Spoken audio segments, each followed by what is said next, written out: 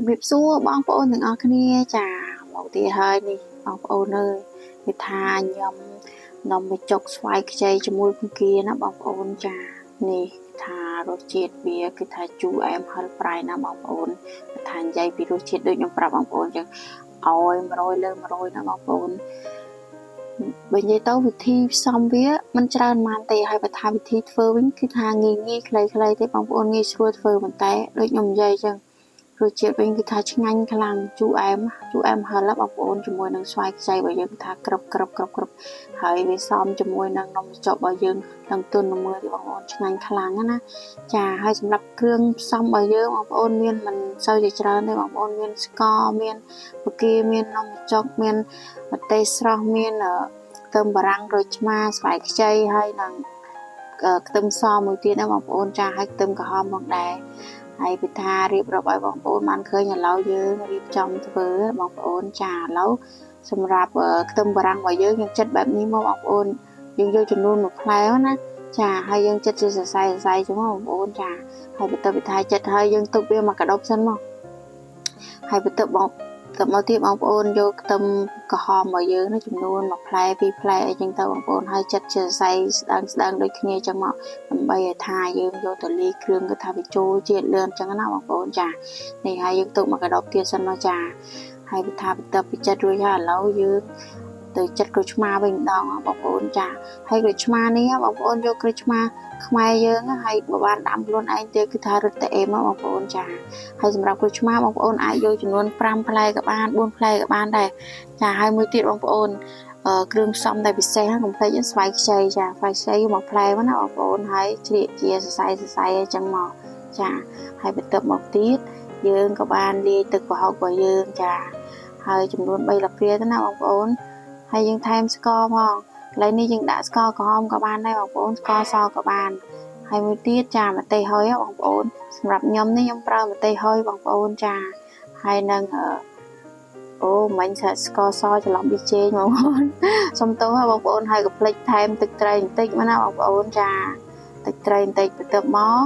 យើងច្របាច់ក្រូចឆ្មាដែលយើងហាន់មិញណាយើងច្របាច់ចូលវាចំនួន2ផ្លែ3ផ្លែទៅបងប្អូនបងប្អូនចង់បានរសជាតិជូរដិតខ្លាំងបងប្អូនដាក់ច្រើនតិចទៅចាហើយបន្ទាប់មកយើងកូរគ្រឿងវាឲ្យសព្វចឹងមកឆ្វាយចឹងណាបងប្អូននេះចាដូចដែលបានឃើញហើយបន្ទាប់មកទៀតយើងថែមម្ទេសស្រស់តិចមកបងប្អូនចូលចិត្តហឹរថែមច្រើនតិចទៅបងចូលចិត្តហឹរថែមប៉ុនខ្ញុំបានហើយសម្រាប់គ្រឿងបន្ថែមទៀតណាបងប្អូនមានដូចជាដូចដែលបងប្អូនបានឃើញហ្នឹងណាខ្ទឹមក្រហមស្វាយខ្ចីហើយនិងខ្ទឹមបារាំងទៅបងប្អូនកូរវាច្បល់ហើយកុំភ្លេចភ្លក់មើលផងឡើយនេះបងប្អូនចាបើថាល្មមហើយយើងដាក់ពគាដែលយើងបានស្រុះហើយចូលចាហើយបន្ទាប់មកទៀតគ្រឿងផ្សំដែលសំខាន់ណាបងប្អូនកុំភ្លេចជាមួយនឹងនំបញ្ចុកណាបងប្អូនចានំបញ្ចុកបងប្អូនយកនំបញ្ចុកណាដែលគេធ្វើឲ្យថ្មីយ៉ាងណាគឺថាវាសាច់វាទន់ល្មើយណាបងប្អូននេះឥឡូវថាយើងច្បល់ចូលគ្នាច្បល់ទៅច្បល់មកចឹងណាបងប្អូនដូចដែលខ្ញុំនិយាយចឹងបងប្អូនវិធីធ្វើងាយទេហើយថាគ្រឿងផ្សំក៏វាមិនច្រើនប៉ុន្តែថារសជាតិវិញណាបងប្អូនឆ្ងាញ់យ៉ាងណាជូរអែមហឹរប្រៃបន្តិចមកហើយក្លិនប្រហុកផងបងប្អូននឹងគឺថាបងប្អូនក៏នឹកឃើញឃ្លានដូចខ្ញុំដែរនេះគឺថាគុណភាពដូចខ្ញុំនិយាយដែរចឹងបងប្អូនធ្វើសាកមើលទៅបងជឿខ្ញុំគឺថាឆ្ងាញ់ខ្លាំងណាបងប្អូនចាញ៉ាំនំបញ្ចុកស្វាយខ្ចីណាបងប្អូននេះថាធ្វើជាគ្រឿងក្លែមក៏បានហូបលេងក៏បានដែរមានគ្នា4-5នាក់ដាក់មកថានេះបងអស់ឡូវហើយបងប្អូនចាហើយបន្ទាប់មកបងប្អូននេះនិយាយរួមទៅថាបងប្អូនអាកន្លែងដែលកើតដាក់ក្រូចឆ្មាណាបងប្អូនចង់ប្រើក្រូចឆ្មាដាក់ម្ជូរ7ក៏បានដែរណាកន្លែងនេះខ្ញុំភ្លេចប្រាប់បងប្អូនចាឥឡូវគឺថាដល់ម៉ោងយើងភ្លក់មើលហើយបងប្អូនអើយថានិយាយពីថាចូលមួយម៉ាត់ហើយមួយម៉ាត់ទៀតហ្នឹងដាក់មួយម៉ាត់សាកមើលទៅណាបងប្អូនឆ្ងាញ់ខ្លាំងណាស់បងប្អូនអើយបើបងប្អូនតនេះដូចខ្ញុំនិយាយយ៉ាងធ្វើហូបទៅវាងាយស្រួលទេហើយវាថារសជាតិគឺឆ្ងាញ់ខ្លាំងធ្វើញ៉ាំម្ដងហើយញ៉ាំណាបងប្អូនចង់ធ្វើឲ្យហូបទៀតណាឃ្លានទៀតណាបងប្អូនចា